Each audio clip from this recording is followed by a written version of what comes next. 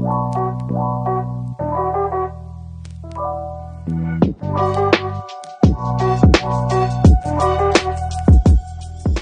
everyone. Welcome to another episode of the White Belt MMA podcast, and it's an absolute pleasure to have on the show today Tyson Chartier, the head coach of the New England Cartel. He coaches Rob Font, coaches Calvin Kattar. I know he coaches Nick Fiore, who just won a couple weeks ago at Combat Zone at Encore.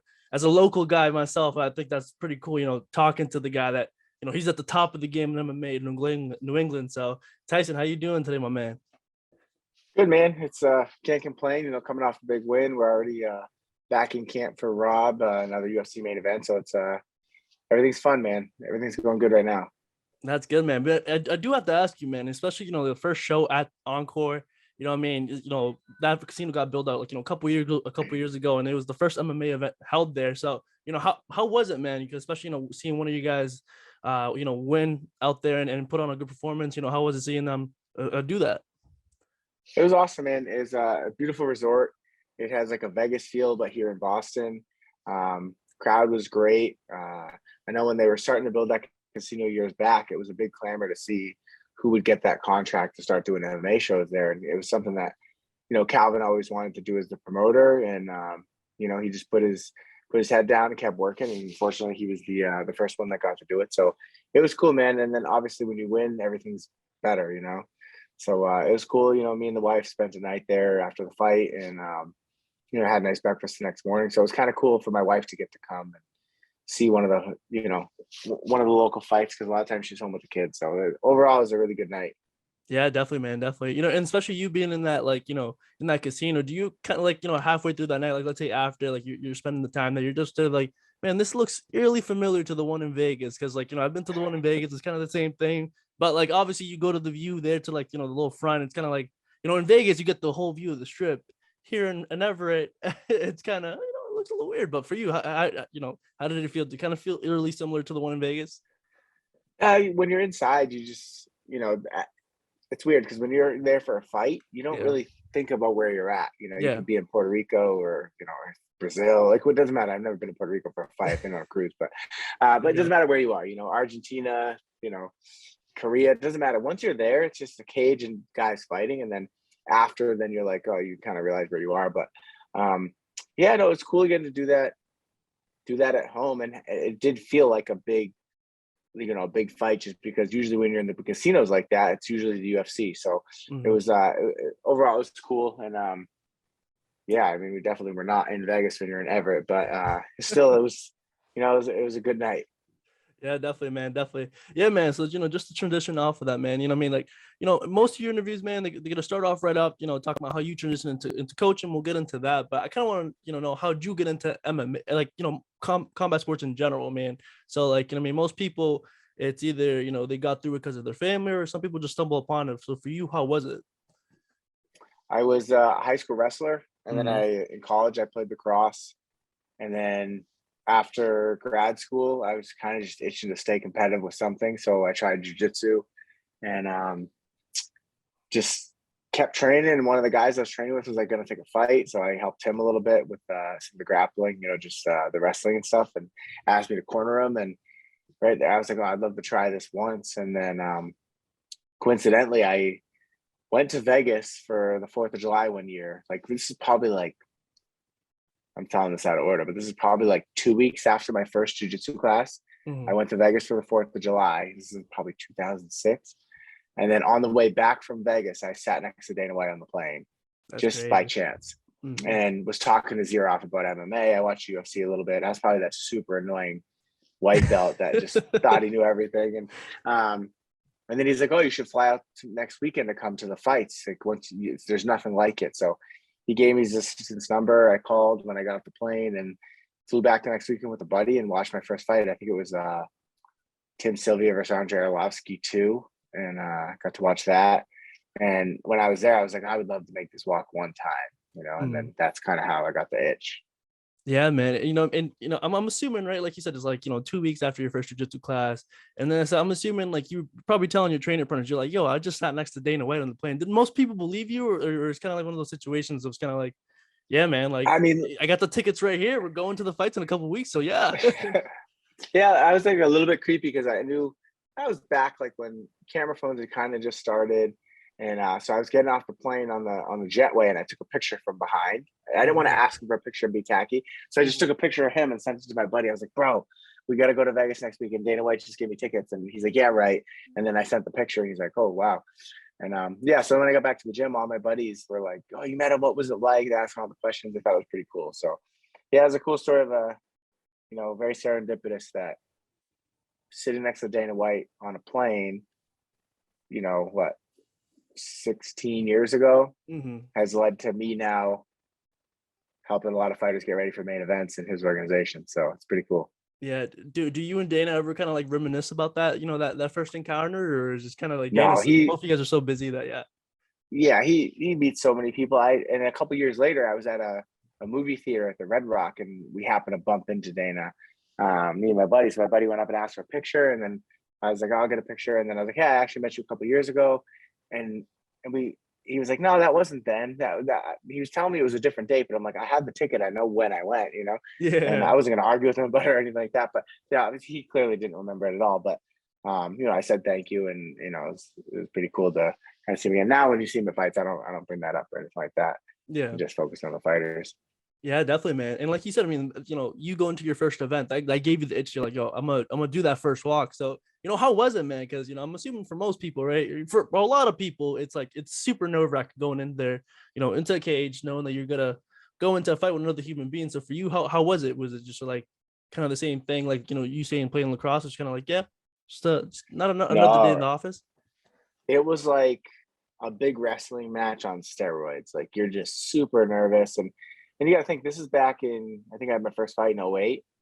Mm, And that was like, I showed up and they had same day weigh-ins, and then there's just like Tyson, red locker room, Eric, blue locker room. And I'm like, well, I guess I'm fighting Eric, I think. I don't know who he is, but yeah. there was no film. You were literally, and I fought in a boxing ring, and you just literally, I found out who I was fighting. Like I saw him for the first time when I walked out and saw him in the ring.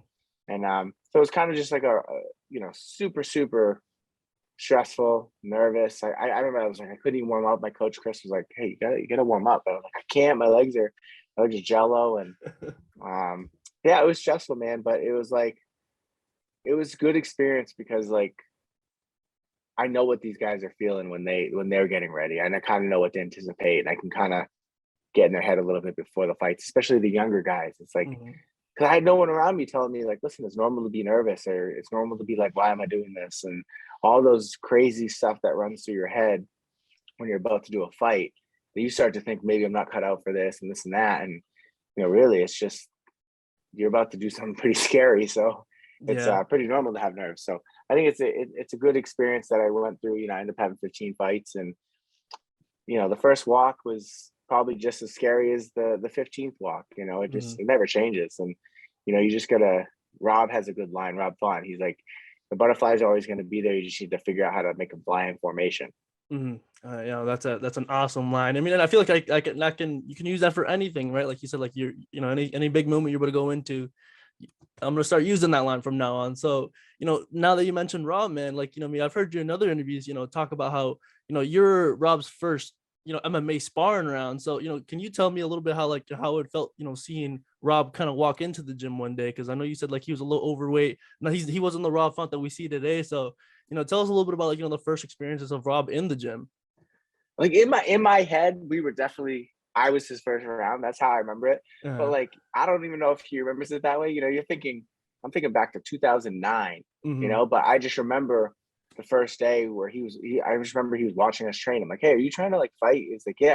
Like, well, you got to come to team practice. And he's like, well, I'm not invited. I was like, bro, just come to the next one. So he Mm-hmm. came to the next one, and then the other coaches were like, hey, if you're not invited, you're not supposed to be here. And Rob just kind of looked down, and Mm-hmm. so in my head, how I remember it, but like you said, sometimes our memories is it could change over time. But in my head, I remember like grabbing him for the first time. Hey, let's just go, and then did the first round, and I remember telling him at the end of the round that he did a good job. But yeah, I mean, it was cool seeing him like go from being just the guy that watched us train, Mm-hmm. and now here, 15, no, 13 years later, he's number 5 in the UFC. He's headlining his third UFC fight in a row. Um, it's cool. You know, I can appreciate how far he came and how hard he's worked, and how much he deserves it. Yeah, and and for you, did you feel kind of like, by you taking kind of Rob like under your wing in a way, do you feel like you're kind of like seeing your old self when you first started the sport? Like when you invited him to come to the next practice and like every time he kept on coming, kind of reminded you a little bit of you?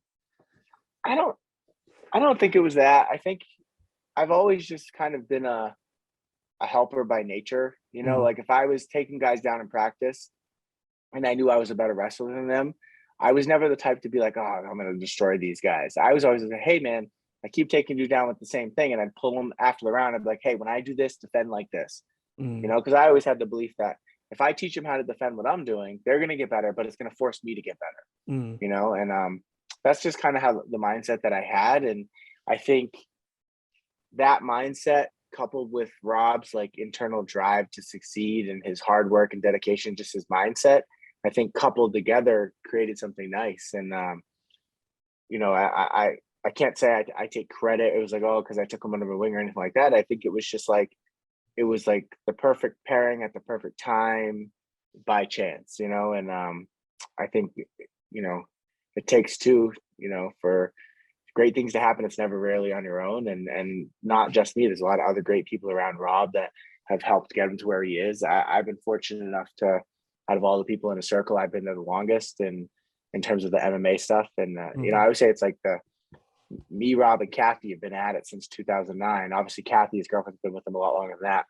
But you know, we looking around. I think before the last fight, me and her we're looking around the room, and we're like, man, when we were doing this, like none of these people, we didn't even know any of these people yet. Looking around, like all the other people that are around us, and it's just cool how like how many years we've been at this, and you know the windy path, reminiscing on like you know some fun memories, some not so fun memories, and things like that. But it's definitely it's cool to reminisce. And I always say like what we're doing now in 15, 20 years when we're you know older and fatter and all that stuff, we'll be looking back at like a lot of those moments, and they're not necessarily going to be based around the fights. It's going to be like the funny plane rides, the layovers, the crappy Airbnbs that we stayed in, or you know, just things like that that you're going to remember. Like, you know, just we're making a lot of cool memories, and I think we're going to look back on this run that Calvin and Rob are making, and there's something special about the first group that you're going through it with, Mhm. and you know maybe in the future others go through it too, some of these younger guys, but it's never the same as your first, you know. And I think what Rob and Calvin are doing right now is special, and I'm happy to be part of it. And I think, like I said, in 15, 20 years we're going to sit back and we're going to talk about this thing that we're in right now is like kind of probably the golden era of our careers. It's going to be a big highlight when we look back on our past, and so I'm trying to just appreciate that as much as I can, knowing that you know what we're doing is unique, it is special, and it's going to be something that we're proud of for years to come. Yeah, man, definitely, man. And like, I do have to ask you, especially since I asked Rob, how'd you meet Rob and all that? How'd you meet Calvin, man? It's just to think, like you said, Calvin and Rob, they're two big parts of the England Cartel. So, how did that first meeting between you and Calvin go? And yeah. Yeah, so I actually met him on a movie set. It was probably one of the best movies of all time. Mhm. I think it won like every major award there was. Here comes the boom with Kevin James. It Yeah. was like I it mean, was it's a like pretty good just a movie silly though. comedy. Yeah. It's all right, you know. Yeah. It was like just a silly comedy, and so they cast a lot of the local fighters. This is back in 2011. They cast a lot of the local fighters as just like VIP fighter extras. So we sat Mhm. cage side during the final fight scene in the movie, and I think there was like 30 of us that were there. We were sitting Mhm. cage side, and Calvin was one of the people, and I was too. So I met him on that set, and I liked him. You know, like we didn't become like best friends that week or anything like that. Yeah. I think we were there like 11 days, and we just met each other. And I was like, oh, he's a cool kid. Like, I like him. And that was kind of when he was like the top dog in the Northeast at 145. And I don't even know if at that point maybe Rob had a couple pro wins, you know. Mhm. And fast forward, Rob starts winning and winning and winning. And now it's like him and Calvin are number one and number two. Mhm. And everybody wants him to fight. And just because of that experience I had with Calvin on the movie set, plus the fact that my whole like goal with the managing guys in the Northeast was to try to like get more guys in the UFC, because I saw Mhm. we had a lot of talent locally, but it was underrepresented on the national level. Like Yeah. our we'd have these UFC fighters come in and do camps, and we were like dogging them. Like, no, obviously fights are different. You know, you don't talk about the training room, but like I saw these guys, I'm like, they're not any better than any of us. Like, we're giving these guys good rounds. Like, they're coming here and they're getting worked over. Now, clearly, they're the ones in camp, so that's different, you know.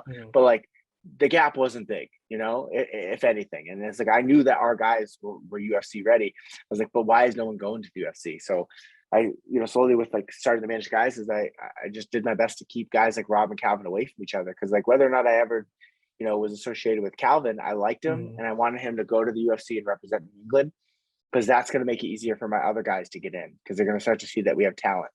And up until then, it was a lot of like egos with gym owners trying to like, my guy's going to beat your guy. It's like, cool, we're going to chew each other up in the Northeast, but you're never going to go to the next level because you're going to kill each other locally. So there's a lot of that going on. And I think slowly there was a little bit of a paradigm shift, like one decision at a time, where finally like the promoter started to realize like, listen, I don't care about the rankings. Number one, number two, that means nothing.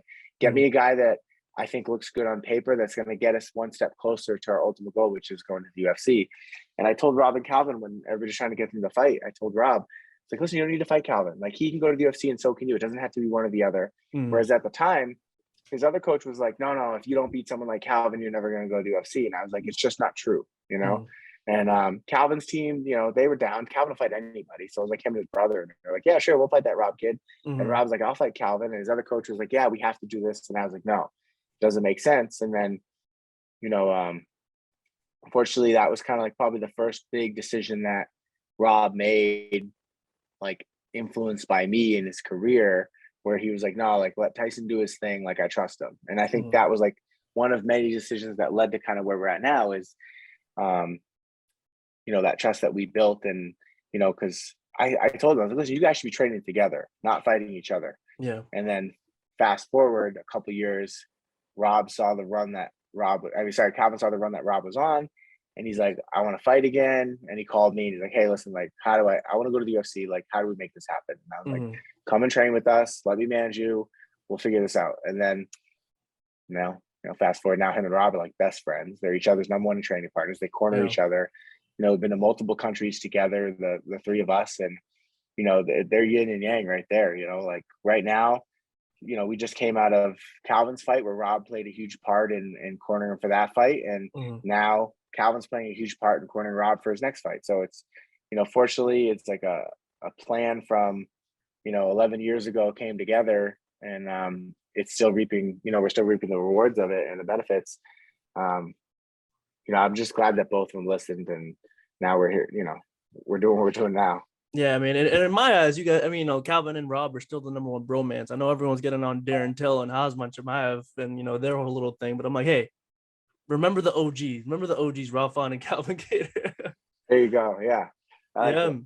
Yeah, man, definitely, man. And, you know, and also, you know, like you said, you know, the moment you guys started training together, I do have to bring up, especially as a local guy, you know, knowing pre-pandemic, that, you know, that last UFC Boston card, I mean, you know, Calvin, I think it was Calvin against, you know, Shane Burgos that he got the finish and everything that was like two that. cards ago. Yeah. Because there was one after that was in like October of the following year, I think. Yeah. They weren't on, but yeah. Like, how did that card feel, especially knowing that it was in front of the home crowd? You know what I mean? Because the thing is, like, you know, we just, you know, you saw like UFC London, like, you know, a couple weeks ago, and I feel like, you know, Boston can kind of have that same type of energy right now. You know, if you know, let's say Calvin or Rob, or, you know, we're co-main eventing, or, you know what I mean? So for, you know, kind of bring it back to that first card, how did that, you know, crowd feel, you know, seeing Calvin get such an amazing finish in front of the home crowd? Yeah, Calvin and Rob got amazing finishes that night, and Kyle Bachniak fought earlier in the night, got a great win against I think Brandon Davis. So those three trained together for that fight. So we, like, that night, you know, we went 3-0. I don't corner Kyle, but like he's like one of our boys, you know, and we were all in the locker room together. We just came out win. And then, you know, obviously Calvin was the end of it, and he came out and had all the pressure on him. So he's like, I can't lose now. But dude, it was awesome. Like, I remember like hearing the crowd like cheer for Calvin when he said, like, on the microphone with Joe Rogan, he's like, TB12 baby, let's go, because I think the next week the Patriots were in the AFC Championship or something. And when he said that, the crowd just erupted, and I could feel the crowd yelling like inside my chest, like you could feel like the rumbling. And that was pretty cool, because, you know, when Calvin called me, you know, a few years prior, and he's like, listen, I want to fight again. Like, one of his things, he's like, I want to fight for the UFC in the Garden. And it was cool that he got that. He got to do that. You know, he got to go to the Garden, stand underneath all those banners, and talk to Joe Rogan and get his hand raised. And so that was cool that he got to do that. And yeah, that was honestly probably one of the top 2 or 3 nights in my whole career. Just, you know, if nothing else happened ever after that, it would have still been a good career, you know. Yeah. But obviously we, you know, done a lot more since then. But yeah, man, and I think now there's never been a better time to have a fight night in Boston. Mm-hmm. You know, have Dana bring the cage to the Garden at the end of the summer and have Rob and Calvin both on it. And there's a bunch of other young fighters out of New England that you know, could be on it too. And it's like we finally, you know, we're starting to get that representation at the national level that we never had before. So I think yeah, man, the roof would blow off that place. If they came back now with the amount of like buzz that Rob and Calvin have on them, especially Calvin coming off that big win. Hope, you know, Rob's going to go out there and do work on April 30th, and he'll be poised to have another big fight at the end of the year. Why not make it the end of the summer at the Garden and blow the roof off that place? Yeah, man, definitely. And I know for a fact I'll be there rooting you guys on if you guys come back, if they bring the UFC back to Boston. So, you know, you mentioned Rob Font, man. He has a big fight in April 30th against Chito Vera. So, you know, tell us a little bit how, you know, how that came about. Cause, you know, on paper, man, that's a hell of a fight. Yeah, I think UFC was trying to put together a main event for April 30th. I guess it just was like ideas they had weren't happening. And they reached out, you know, a few weeks back, and they're like, hey, listen, we need a main event. What do you think about Rob versus Cheeto? And we're like, cool. Like, you know, we don't usually say no. Mm-hmm. You know, let me just check on, you know, double check with him. And we were like, yeah, let's do it. And yeah, it's a good fight. Cheeto's always in fun fights. He's scrappy. He's well-rounded. Rob's always in good fights. He's scrappy. He's well-rounded. So I think it's definitely a good one for the fans. And it'll be fun. You know, Cheeto's probably earned the right to have a main event. You know, he carries a country. He's from Ecuador. Mm-hmm. I know the UFC likes pushing those guys because, you know, they do bring a big market with them. So I get it. And he's beating the right guys. He's only losing to the good guys. It's a good time for both guys. You know, we're coming off a tough loss against Aldo. He's coming off a nice win against Edgar. We're 5, he's 8. It's like, all right, we have to go reestablish ourselves as a top 5 and show everybody that why we're still ranked number 5. And he's going to go try to prove to the world why he belongs to be in the top 5. And, you know, it'll be an exciting fight, 5 rounds, April 30th. So, you know, we're excited for it. Rob's preparations look good. And now it's just a matter of dotting the I's, crossing the T's, and just sharpening the weapons until we get there. Yeah, definitely. You know, and I do have to ask this too, especially, you know, after that Jose Aldo fight. Do you think Rob's confidence is just, you know, skyrocketed? Because like, you know, seeing Rob go, you know, tit for tat against one of the greatest, like, you know, MMA fighters that's ever graced the octagon. Do you think that his, you know, confidence levels just, you know, gone through the roof and it's just made him like, you know, a lot more dangerous fighter? Yeah, I definitely think he walked away from that fight with more confidence. You know, you go 5 rounds with Jose Aldo, and even when, you know, he got caught early and it hurt him, he was still in the fight. And, you know, anytime that Jose Aldo, you know, he broke our orbital in the first round, but then we came back and broke his, you know, and you know, we hurt him when we're hurt, and still went 25 minutes with him, and you know, we were still there trying to finish the fight in the 5th round. So I think Rob showed a lot of heart in that fight. I think he did show that he does have the skill set to compete with those guys. It's just unfortunately at that level, it's kind of, you know, whoever lands the big shot first. And I think luck plays a little into that, you know, and Aldo threw a perfect shot. It happened to rock us, you know, but we landed some other shots that could have rocked him. So that's the game we play at this level. When you're at the top 5 and you're fighting these legends, the margin for error is so little, and it really often comes down to whoever kind of lands the first blow. And unfortunately for us that night, it was Jose. So yeah, he came out of that fight, you know, knowing that he belongs there. You know, you can fight these big names, and, you know, maybe you don't have the reputation that they have, because when Rob had his first amateur fight, Jose was already the champion in the WEC. But you're just as good as those guys now, and I think now he knows that.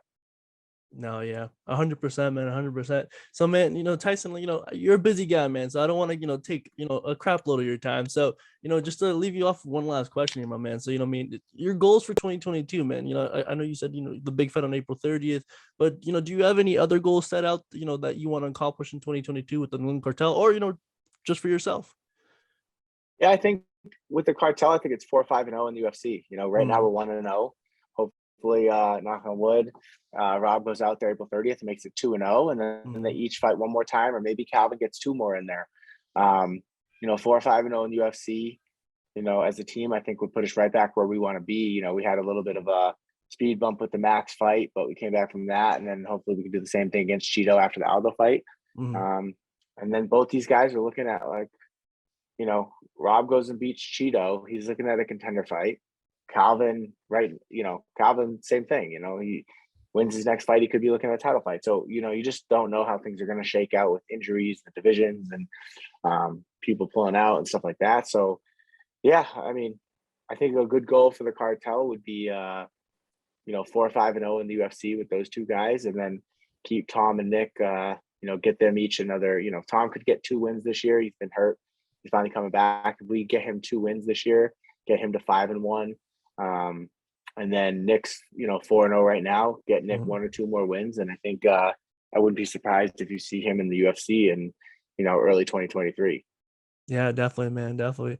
So again, Tyson, once again for the time, man, because, it really means a lot for someone, that's at the top of the game, giving me a little time of his day, it means a lot. So, before we go, do you want to plug in all your social medias, or, so everyone watching can go and follow you? Yeah, I'll do that in a second. But what is this? Is that like a Giants poster? Oh yeah, it's a Giants. I'm a big Giants fan, so I know. I know. Let me talk this. Let me tell you about it. So I'm originally from New York. I was a Giants fan, and then I moved here when I was 10. But the only thing is, when I moved here when I was 10, it was the year that the Giants beat the Patriots in the Super Bowl, and I've been. Yeah, makes sense. I respect it. As long as you're from there, then I respect it. It's like I respect that more than just changing over the Patriots when they're winning. So I got that. Wait, before you keep on going, though, I do have to ask.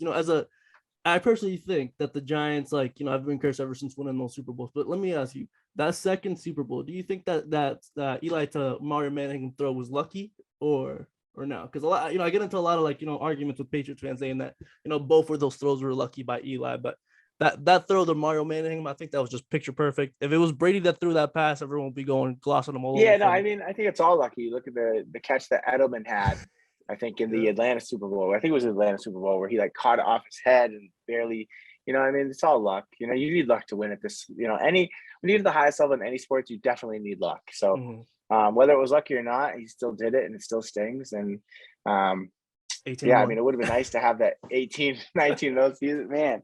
It should have been cool to have that, but it is what it is, man, and that's why they play. But yeah, on social media, Tyson_Chartier on Instagram. I usually keep everything with the cartel up to date, and Any Cartel MMA is our team page, and the links in the bios is NewEnglandCartel.com. We're always selling a lot of swag, so if you want to represent, we appreciate the support. And thanks for having me on, man. Yeah, man, thank you, and to everyone watching, peace.